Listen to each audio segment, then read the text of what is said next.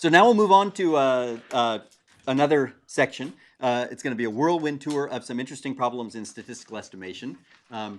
As with these other lectures, there's actually much more in the book. We expect you to read all of it, skim it all. Homework will cover other things. But we'll look at some of the big picture questions here, and we'll look at some interesting examples. So we'll start with the idea of parametric distribution estimation. So, and I mean, this is at the absolute core of statistics.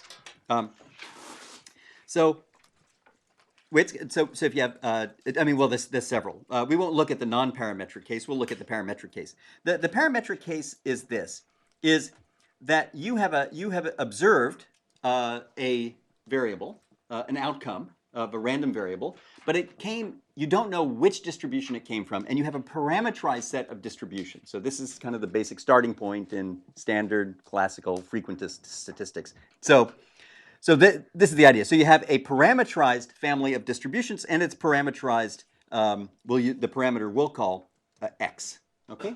So yeah, this notation does not exactly conform to standard statistics notation. I guess it would be theta or something like this, right? But that's fine. Okay.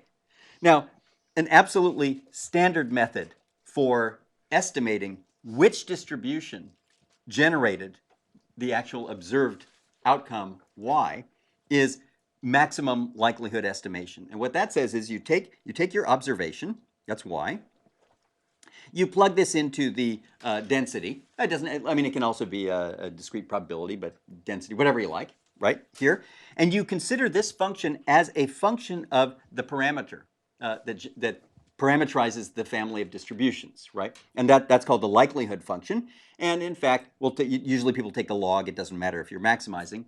And so if you choose x by solving this problem, that's maximum likelihood estimation, right? So, and if you take a statistics course, you'll hear all about why this is a good idea and, you know, in some cases asymptotically optimal and all that kind of stuff. So this is L of x. That's going to be the log likelihood function. And you can add constraints on that. And a lot of times they're implicit.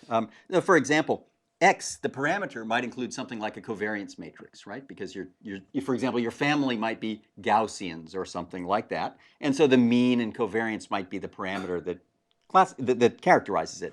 And there, of course, the parameter that corresponds to the covariance obviously has to be positive definite, right? So these could be, then what you do is that's the domain of the likelihood function, and you would simply make one simple way is to simply say that this is 0 there, because then log of it is minus infinity, right?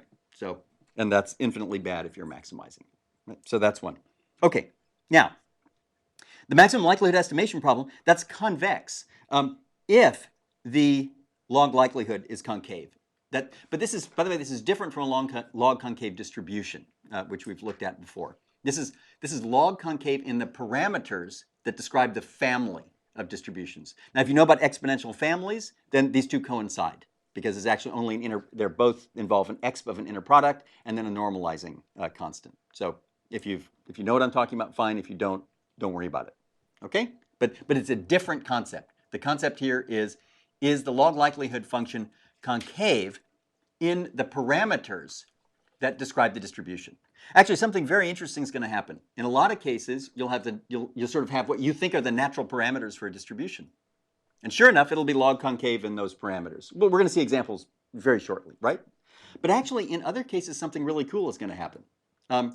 You'll look at the log concave, you'll look at the log likelihood function as a function of what you thought were the natural parameters. And guess what? Won't be concave. It just won't be. Here's an example. Let's estimate the mean and covariance of a Gaussian that generated a sample. What could be simpler? Okay? Well, it turns out the log likelihood function in sigma and mu is not concave. But it's going to turn out you just do a change of variables and it will be. Now, if you have had enough machine learning and statistics, you'll understand that it will not be a shock to you that the correct parameters there are like sigma inverse and sigma inverse mu. Okay? These are actually more natural, right, than sigma and mu. So again, this is a bit more advanced than I want to be at this point, but just to mention it to those people who know about these things, right? And it turns out those are precisely the parameters in an exponential model. So, okay. Okay. So, oh, and I should say that all of this material,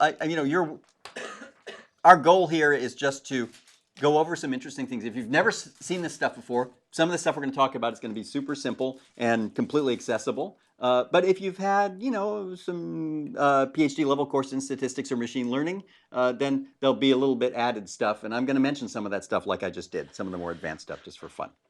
Okay. So let's start with a very simple setup. Let's do linear measurement modeling. So here,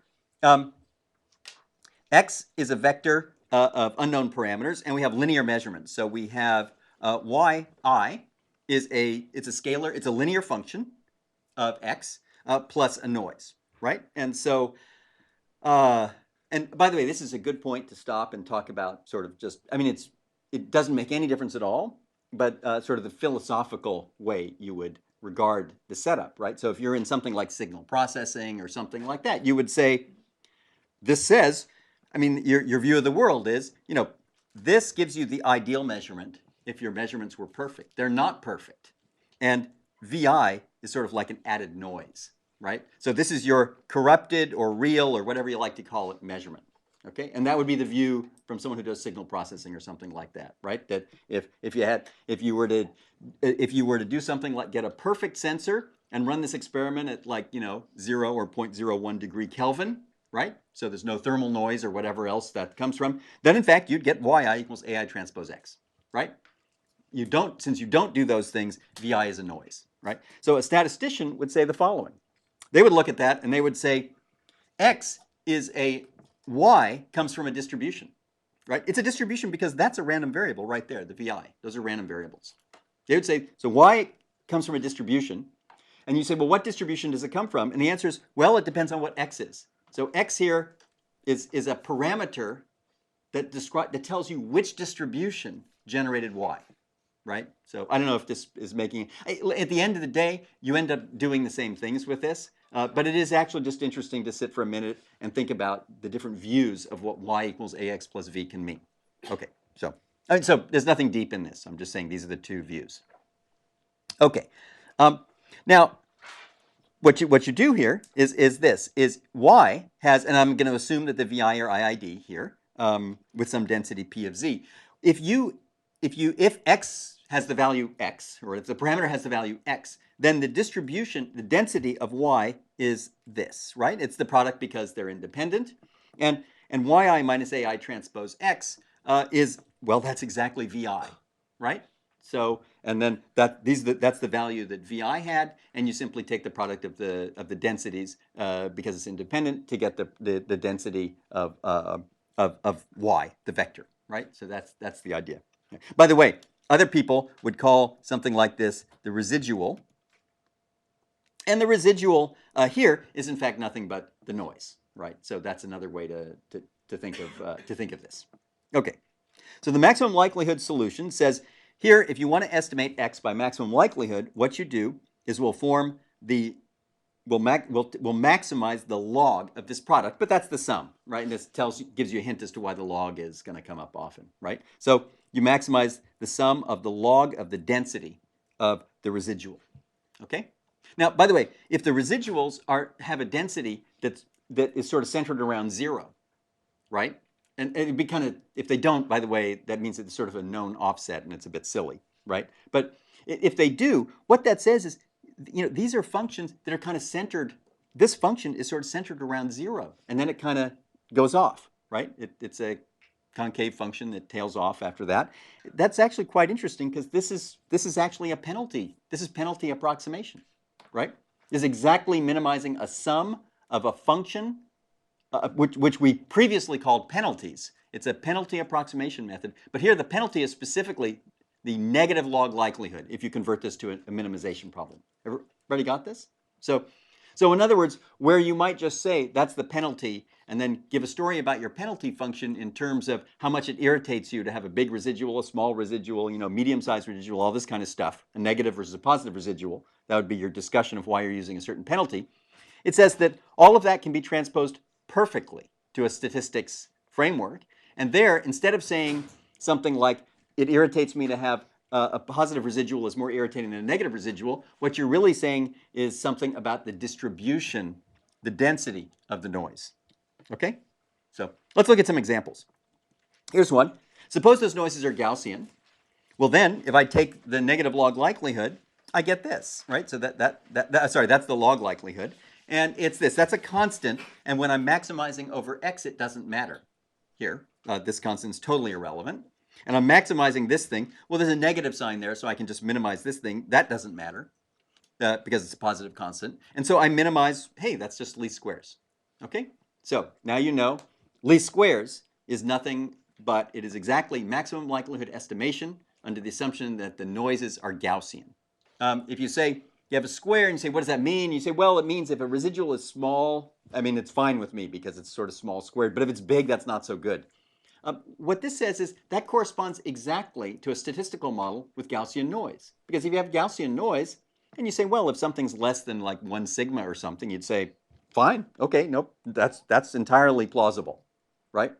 Whereas if something were like 6 sigma or 8 sigma, you'd look at that and you'd say, that's I mean, I can't say it's impossible, but it seems very strange that my fit here or my estimation is telling me that the parameter, that what I've observed was an 8 sigma event. Everybody see what I'm saying here? So, okay. Let's look at Laplacian noise. Now that's noise with a density that is a double-sided exponential, like that. And it's actually a little bit interesting to look at that distribution.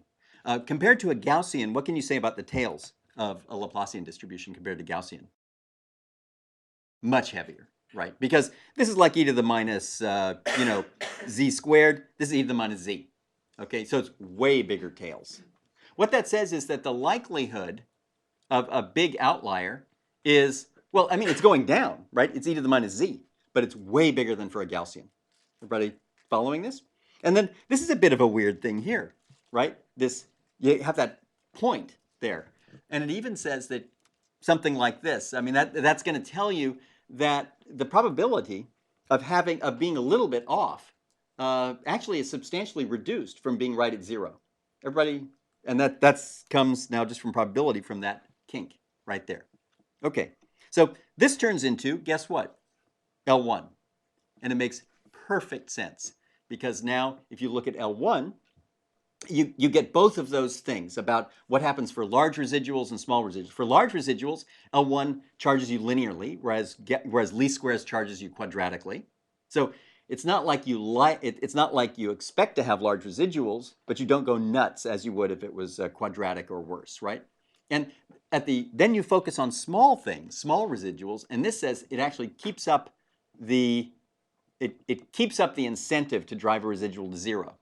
Right? And you can see that exactly here, right? So it's actually kind of interesting that both of these could be you can interpret both, but it's just from an intuitive description of a penalty function, abstract penalty function, or from the implied probability distribution of the noise in a additive noise model.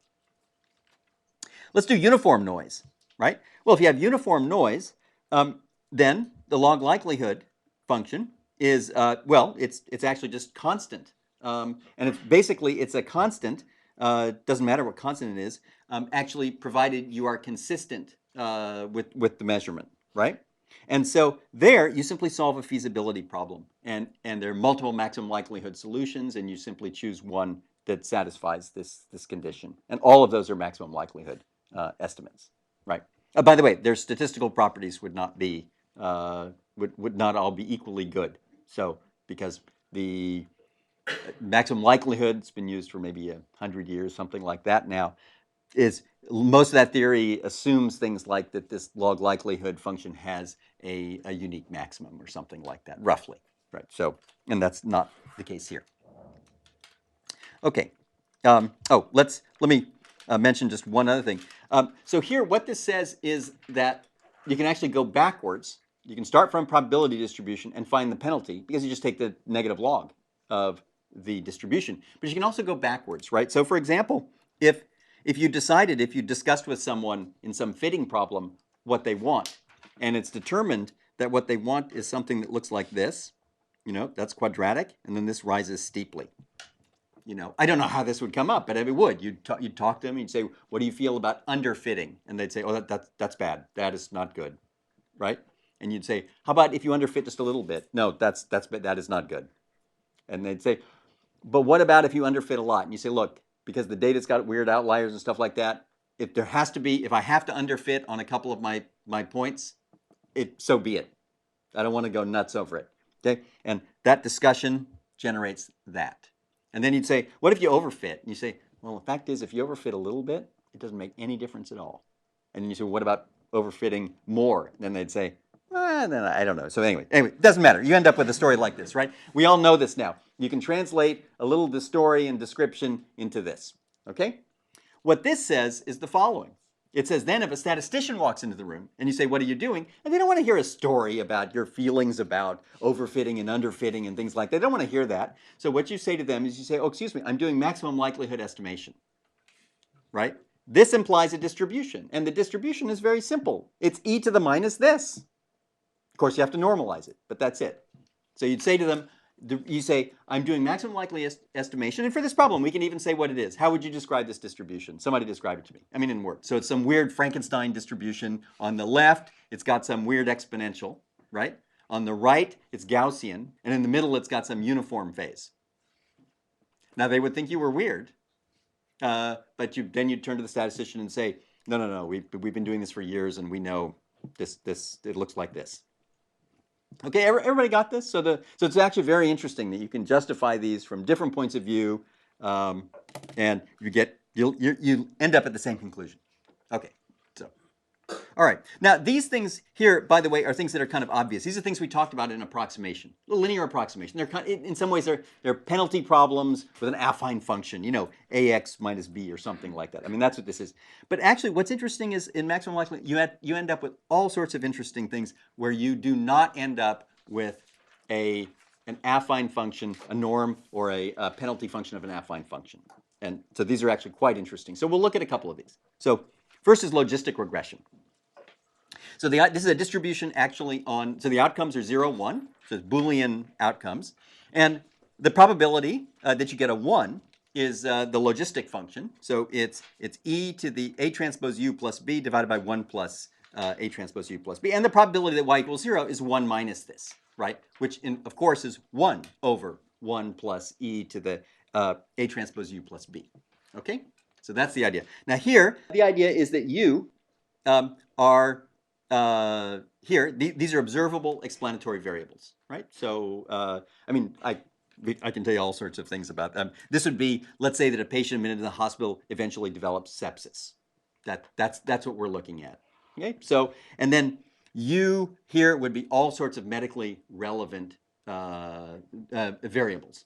Right? Could be basic, all sorts of basic things, various scores given to them, various. Anyway, doesn't matter. That's a whole bunch of things like that. By the way, some of these could be Boolean too. That would be very often the case, right? So they'd be so-called categorical variables, right? And so a model like this, and this model is instantiated by fixing A and B, then gives you a model of the probability of someone developing sepsis, right, when they're admitted to the hospital. Right, so that, because you just simply take their u, you evaluate this function, and if it is 0.05, that's good, and if it's 0.87, that's not good. Okay, so that's the idea. All right, so the estimation problem is to estimate these parameters a and b from observations, right? So that would be that's what we're going to do. So we're going to work out the log likelihood function, and then we're going to maximize it, right? And I guess it wouldn't be in this class if it didn't turn out to be concave. So that's okay. So let's take a look at that.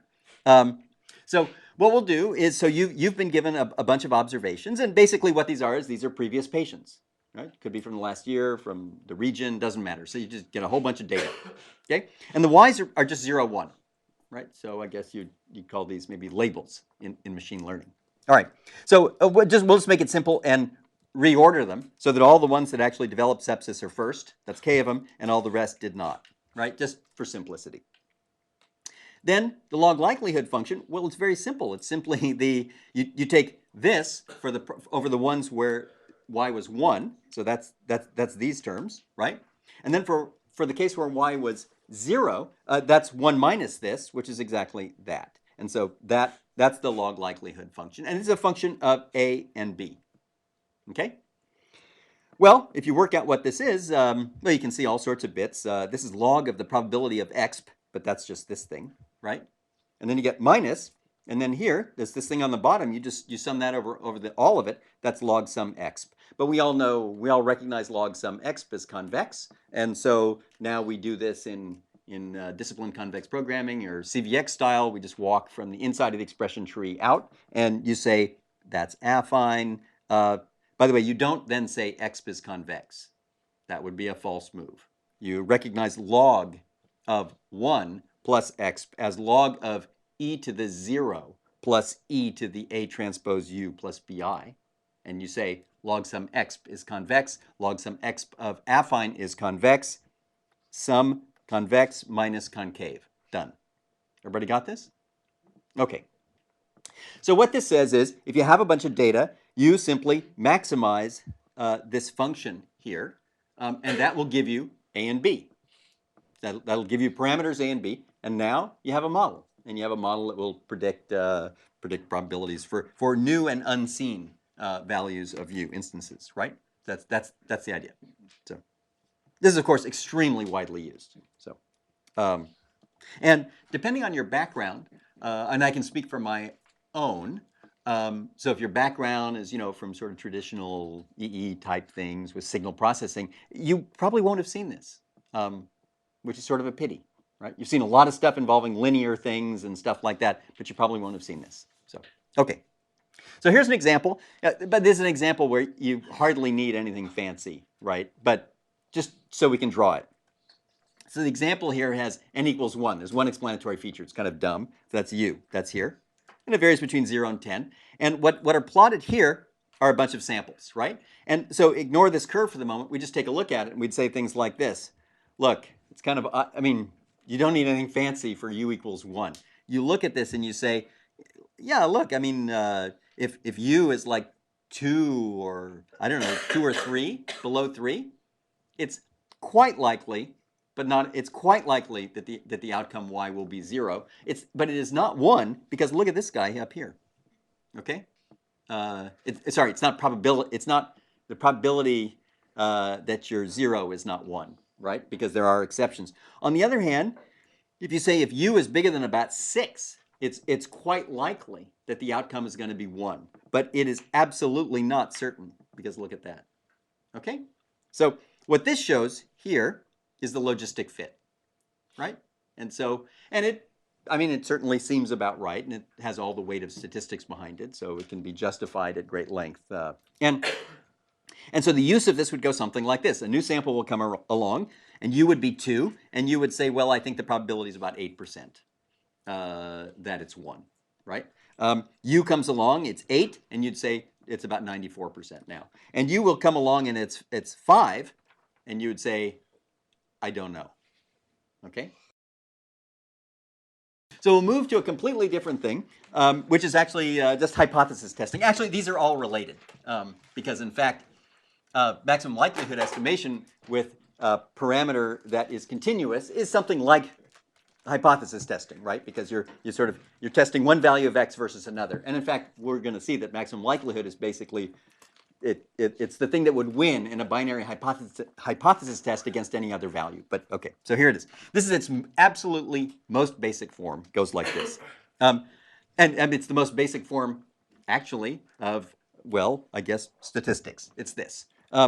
What you have is two hypotheses, that you have a variable that was generated either from one distribution. This is finite value. It's got n possible values. It's either generated from one distribution or another, period. That's it. So they can't get any more basic than this. I guess you could have like 2, something here, but okay. So you have 2 distributions, and you see a sample, and what you want to say is you want to say something intelligent about whether or not, which distribution it came from. That's it. That's the most basic one.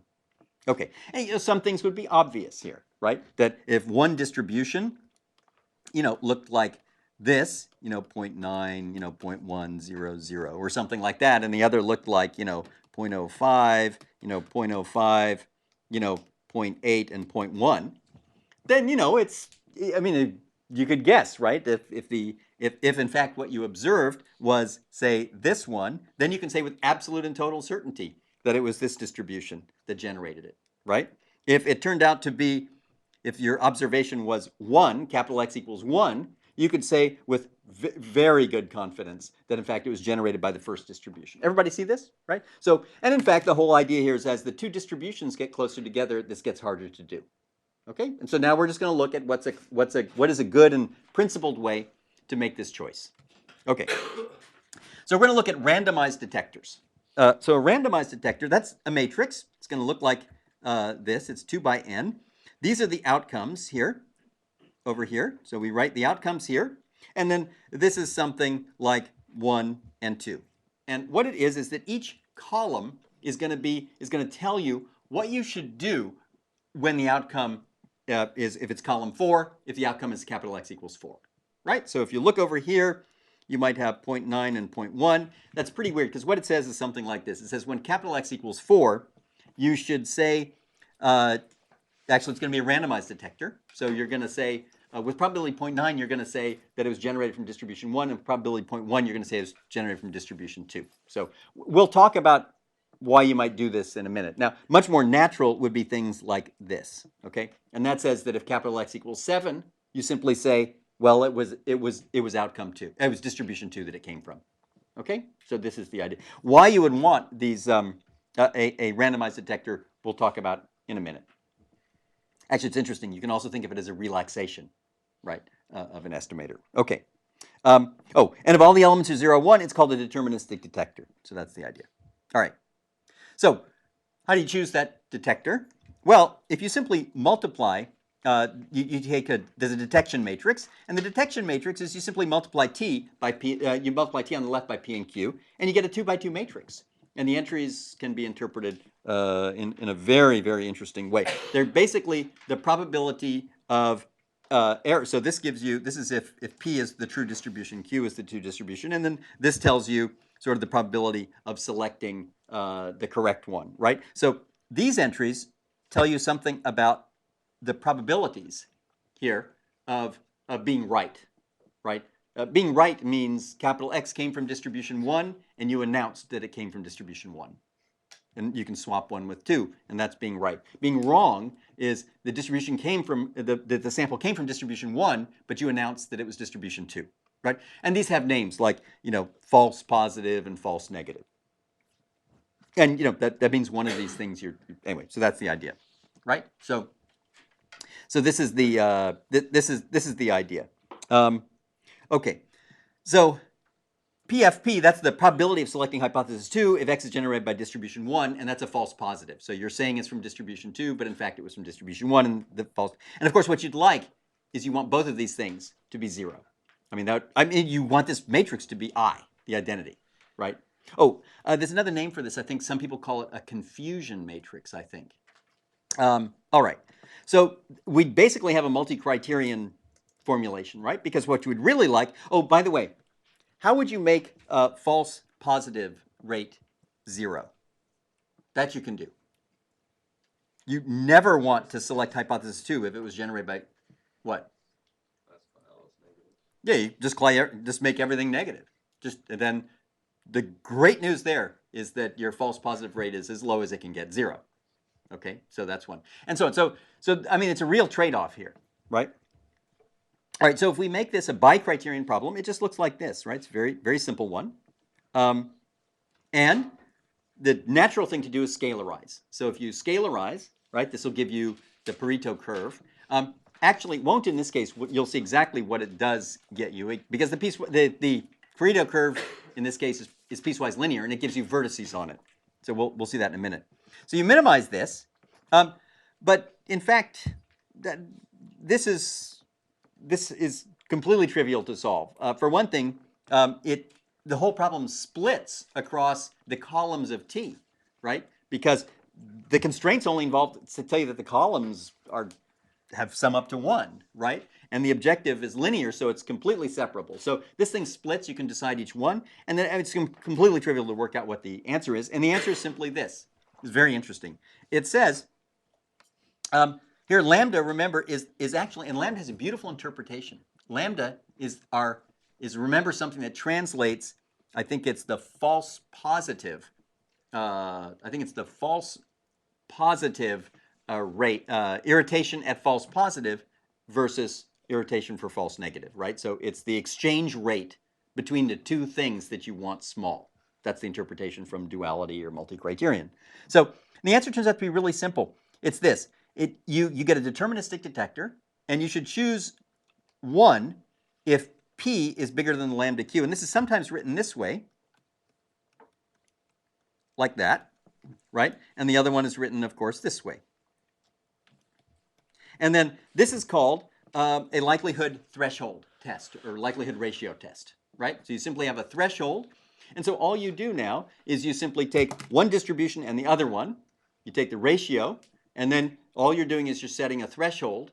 And then for any given threshold, you choose whichever one has the higher value or something like that, right? So, or you sort these and then choose those. Anyway, and then as you vary lambda here, the ratio, then what you're getting are a trade-off. You're trading off false positive, and false negative.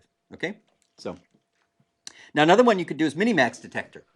That's very interesting. So minimax detector says, no, I care about false positive and false negative equally. Please minimize. In fact, this says please minimize probability of error. I want to minimize probability of error.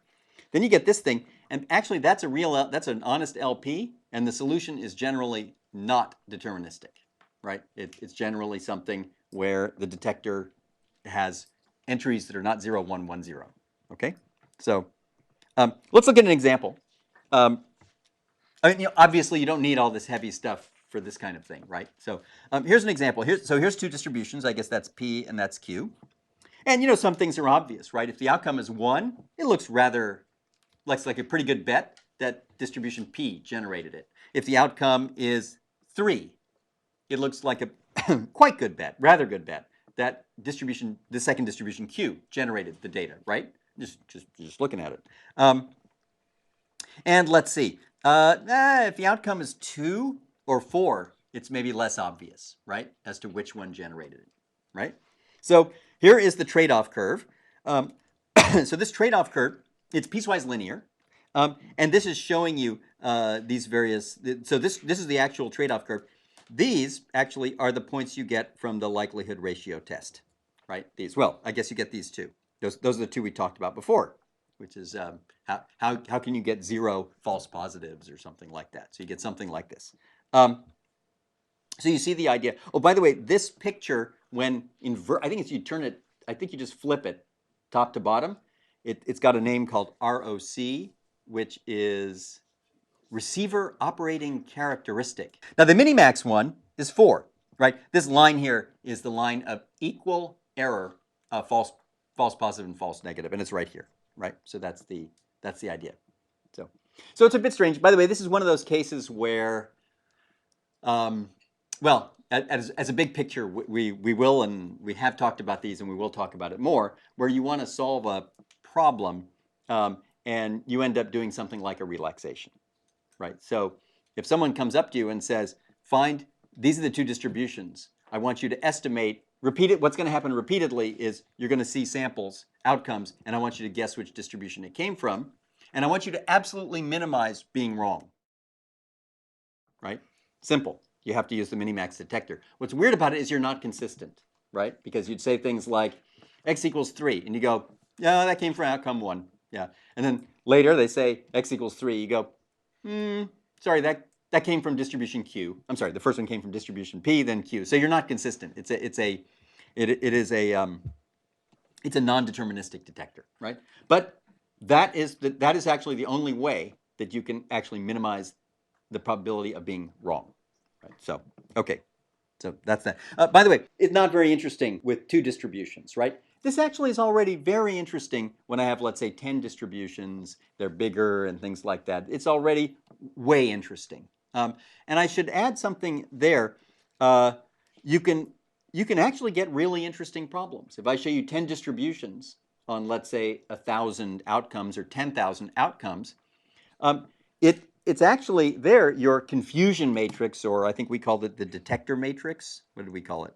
Fine, the detection probability matrix or the confusion matrix. It's got a lot of entries in it, right? Like, for example, it's got 100, okay?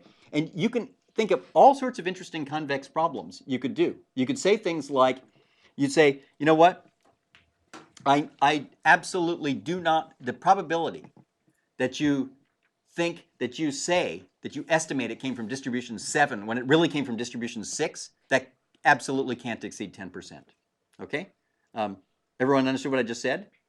That's just simply a linear inequality on one entry in that matrix. You see what I'm saying, right? And you can go on and add all sorts of convex constraints and things like that. You'd say the probability of being wrong when the distribution is actually generated from distribution 3. I want the probability of being wrong to be no more than 10%. What would that be, what I just said? What kind of constraint on D would that be? That's it.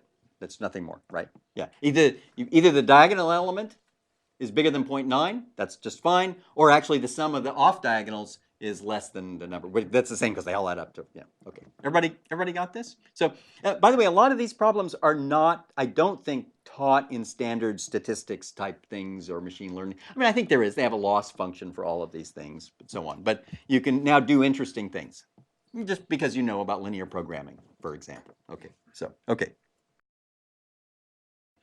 We're going to go to our last sample here of topics. It's actually a very interesting one. It's experiment design, right? So, and it's in a very specific setting. It's in the setting where you get a simple problem, but it's actually quite interesting. It's very good to know about, and it's extremely useful. So it's this. We're going to have M linear measurements. So I have a bunch of measurements. Yi is AI transpose X plus Wi. And what we're going to do is we're going to normalize things to have all these noises N0, 1, right? So, I mean, so for example, if the noise actually had a smaller variance or something like that, I would scale it up, and that would actually just I'd scale A and Y would scale and all that kind of stuff, right? So that's it. So all the noises are normalized to have variance 1, standard deviation 1. Okay. And so if you want to, I mean, we can talk about various things here. X is a parameter we want to estimate, Y is a measurement. And you should interpret the size of A now as something like a signal-to-noise ratio, right? Because if A is big, if A3 is big, that means that's a clean sensor measurement. If A3 is small, that's a crappy sensor measurement. Everybody got this, right? So because the bigger A3 is, the bigger this chunk is compared to the noise, which is on the order of 1. Okay, so norm of A being big is good. That's something like a signal-to-noise ratio. Okay. Now, if I estimate this, well, the least squares estimate is just that, right? It's just whatever it is, A transpose A inverse A transpose B, and that's this. And we write it this way. And what you see here is it's a sum of the outer products of the AIs, and then inverse times the sum. Okay, so that's simple enough. Okay, now the error, that's x hat minus x, is zero mean, and it has a covariance matrix, which is actually just this thing here. So that's the covariance matrix. Okay, and notice that this kind of makes sense, right? Because look at this. If that's a covariance matrix, so it's a positive semi-definite matrix. Actually positive definite matrix. What's interesting about it is this. If AI is bigger, this thing gets smaller. I mean, if they're all bigger, right? Because we'll just look at it. This matrix is monotone in the matrix sense in AI. I mean, that sounds weird, but you know what I mean. It means that if you were to double A7, that dyad contribution would be bigger in the matrix sense. This matrix would be bigger. And then when you take the inverse, that would switch and be smaller. So you'd get better estimation. Okay, so it all makes sense. Okay, and so for example, if you wanted to get a confidence ellipsoid, that would be related this way. It would be something like this. You'd have x hat. That's your estimate from here, and you'd select beta depending on the confidence level you want. Depending on some chi-squared distribution or something like that. That would give you the confidence level. And so experiment design says the following. So all of this is basic. Experiment design is the following problem. You can choose from a palette of measurements that are possible. In other words, you have something like P possible measurements here. They're going to be denoted V1 through VP. And you are allowed to choose a bunch, like for each M, you choose one of those, right? So, for example, you might say something like this. I want all my measurements to be V1. That's why. Why? Because it's the best sensor. Okay, something like that. Or you might say, I want to do this. I want I want to start with V1 and then V2. Then I'll do a V7. Then I'll come back with another V1. Then a V. Everybody following this? So this is what you have to choose. Okay. Now some things are kind of obvious here. For example, this just it's a sum of dyads, right? So it actually doesn't matter what order you do them in, right? And in fact, the only thing you really have to say here to specify an experiment design is to say I want to do 22 of experiment 1, 12 of experiment 2, 0 of experiment 3, and so on. And those integers have to add up to m, which is the total number of experiments you're going to do. Everybody got that? So, and you can imagine all sorts of variations where you add costs for the experiments in time or money or something like that. You can imagine all sorts of things, but we're going to stick with the simple one at first. Okay, so we end up with a problem that looks like this, and this is a good time for me to say something. It's a general thing that we can talk about, and it's fun. Okay, so you end up with a problem that looks like this. Choose a bunch of integers, m1 through mp. They add up to m. In fact, what you're really doing is you're allocating a set of m experiments across p possible experiments. So it's an allocation problem, but notice it's an integer allocation problem. Okay, and you want to do that to minimize this covariance matrix. Now, of course, that's a vector optimization problem, right? Because it makes absolutely no sense to say minimize a covariance matrix, right? So it's Pareto optimal. And many ways to do that. You could scalarize, you could do all sorts of things, right? There's many ways to talk about minimizing a covariance matrix, right? So, or if you like, if you like things geometrically, find me the smallest confidence ellipsoid, right? By the way, there is no such thing. So you want to say something like this: find me a small confidence ellipsoid, and that's translated to mean find me a Pareto optimal one. So Pareto optimal in that sense means find me a choice of these m's so that the confidence ellipsoid you get, there's no smaller confidence ellipsoid that you could get by another allocation of experiments, right? That's what that means. Okay, so but we all know that because that's what multi-criterion optimization is. Okay. Now the variables are a bunch of integers. That should be lighting up a big warning sign. So the amber light in your convex optimization conceptual center should be blinking when you hear integers. And in fact, this problem is difficult in general, right? I mean, that's the right thing to say whenever you see integers. Actually, in some cases, it's false, of course. There are plenty of integer problems which actually are solvable, but in general, they're not. Okay. So instead, what we're going to do is relaxed experiment design. So relaxed experiment design says this. What I'm going to do is I'm going to rewrite it this way. I'm going to work with the fractions of the experiments of each type I do. And so I'm going to work with a lambda, and I'll have 1 transpose lambda is 0. And if I added one more constraint, if I added simply this, m lambda is in Z, then this problem would be identical to that problem, right? This says that the lambdas are integer multiples of 1 over m. So if I added this constraint, this is identical to that one. And now, you want to see how convex relaxation is done? Everybody knows this now. You know what convex relaxation is, right? Watch very carefully. Convex relaxation is this. You write down an optimization problem. There are a few constraints that you don't know how to handle. Comment them out. That's what it is, okay? What are some common scalarizations? Well, you can minimize the log of the determinant. That's a concave increasing function, and therefore will produce a Pareto optimal point. You can take the trace, maximum eigenvalue, all sorts of crazy stuff. You can add all sorts of, constraints now to it. Sorry, for this thing. Okay, so, and these have names, right? So when you minimize the log determinant of the inverse, it's beautiful interpretation. That's exactly, you are minimizing the volume of the confidence ellipsoid, right? And you end up with this problem, which is convex, right? So you solve that. And then, depending on if you were successful in convincing someone that was more sophisticated to solve the relaxed problem, you're done. If you haven't, then you round and you hold up the optimal value of the relaxed problem as a lower bound. Okay. Let's take a look at that. I mean, I'm not going to go into the details here. I'm not going to argue everything about the dual, but it's actually quite interesting. So the dual problem of this can be massaged I should say a dual problem, and that means you have to allow me to do a few little manipulations before and a few after, but you get it into a form that looks like this. Maximizes log det W plus a constant which is totally irrelevant, subject to VK transpose W, VK less than or equal to 1. And this has a beautiful interpretation geometrically.